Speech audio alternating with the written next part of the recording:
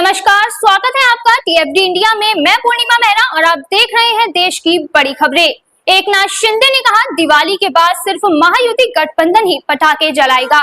महाराष्ट्र के मुख्यमंत्री एकनाथ शिंदे ने आगामी राज्य विधानसभा चुनाव में जीत का दावा करते हुए कहा कि दिवाली के बाद सिर्फ महायुति गठबंधन ही पटाखे जलाएगा।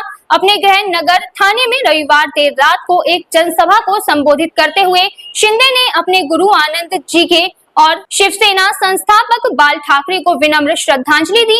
उन्होंने कहा कि उनके नेतृत्व वाली शिवसेना दीघे और ठाकरे की सीख और सिद्धांतों का पालन करती रहेगी। कांग्रेस ने पार्टी नेताओं की आलोचना करने वाली महिला नेता को किया निष्कासित।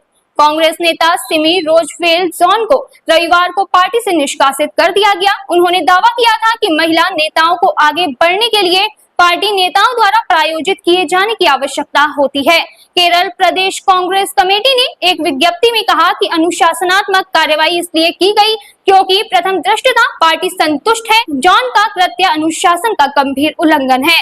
विज्ञप्ति के मुताबिक केपीसीसी की राजनीतिक मामलों की समिति की महिला नेताओं, प्रदेश कांग्रेस कमेटी की महिला पदाधिकारियों और कांग्रेस की महिला इकाई की प्रमुख ने संयुक्त रूप से पार्टी नेतृत्व से शिकायत की थी तथा अखिल भारतीय कांग्रेस कमेटी की पूर्व सदस्य जॉन के खिलाफ कार्यवाही का अनुरोध किया था।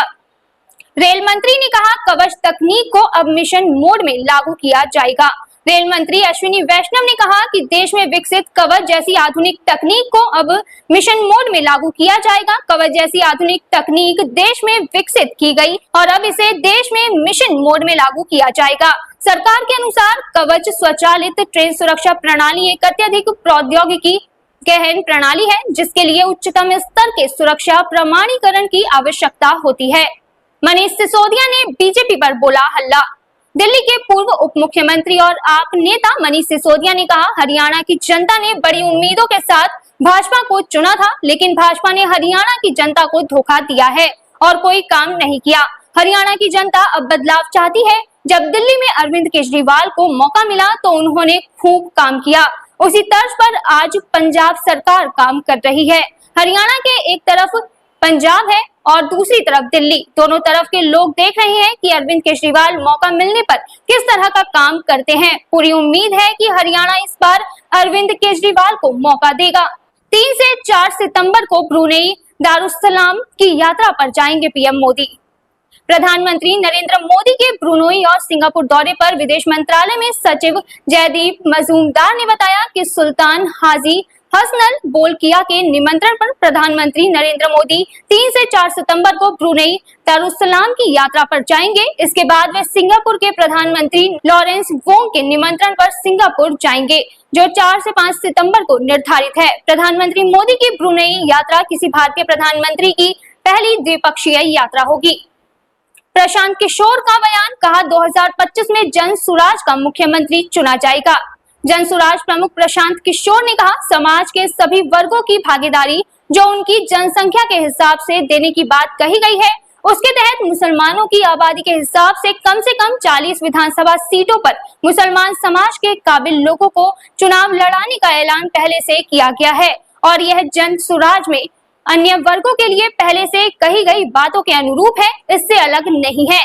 उन्होंने कहा, मैं राजद के लोगों को चुनौती देता हूं जो पिछले 30 वर्षों से मुसलमानों के नेता होने का दावा कर रहे हैं। अगर वे कह रहे हैं कि अगर आप जन सुराज के लोगों को वोट देते हैं तो वोट बढ़ जाएंगे, मैं उनसे कह रहा हूं कि जहां भी उनके पास मुस्लिम उम्मीदवार हैं वे उन्हें मैदान में उतारें, वहां हम हिंदू को मैदान में उतारेंगे, मुस्लिम को नहीं। उन्होंने कहा, वे पहले मुसलमानों का हक मारना बंद करें और अगर उनमें हिम्मत है तो आबादी के लिए हिसाब से टिकट देकर दिखाएं। उन्होंने कहा, 2025 में जनसुराज का मुख्यमंत्री चुना जाएगा। जनसुराज की सरकार बनेगी, जनता बताएगी कि मुख्यमंत्री कौन बनेगा। तीस्ता जल बंटवारा संधि पर भारत से बातचीत फिर शुरू करना चाहती है बांग्लादेश की सरकार। बांग्लादेश की अंतरिम सरकार में जल संसाधन मामलों की सलाहकार सईद रिजवाना हसन ने बताया कि सरकार तीस्ता जल बंटवारा संधि पर भारत के साथ बातचीत फिर से शुरू करना चाहती है। उन्होंने कहा कि ऊपरी तटवर्ती और निचले तटवर्ती देशों को जल बंटवारे पर अंतर्राष्ट्रीय सिद्धांतों का पालन करना चाहिए। ढाका में पीटीआई भाषा के साथ बातचीत में हसन ने भरोसा जताया कि भारत के साथ तीस्ता संधि एवं अन्य जल बंटवारा संधियों पर विवाद को बातचीत के जरिए सौहार्दपूर्ण तरीके से सुलझा लिया जाएगा। लेकिन उन्होंने सुझाव दिया कि अगर किसी समझौते पर नहीं पहुंचा जा सका तो बांग्लादेश अंतर्राष्ट्रीय वैधानिक दस्तावेजों और सिद्धांतों पर विचार कर सकता है। उन्होंने रविवार को एक साक्षात्कार में कहा, मैंने बांग्लादेश में सभी संबंधित पक्षकारों से तीस्ता जल बंटवारा मुद्दे पर चर्चा की है।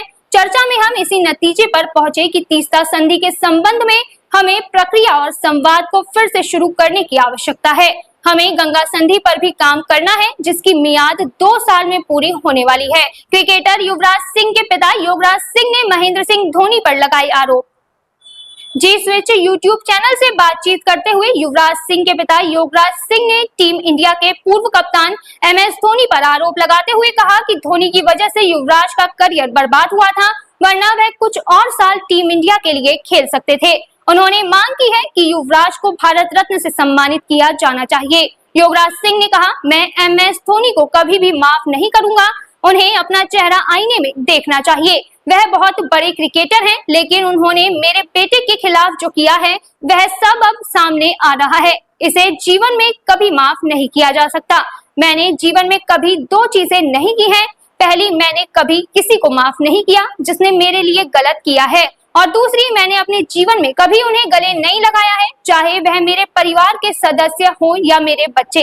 तो फिलहाल इन खबरों में बस इतना ही। फिर मिलेंगे नई खबरों में, तब तक देखते रहिए TFT इंडिया। धन्यवाद।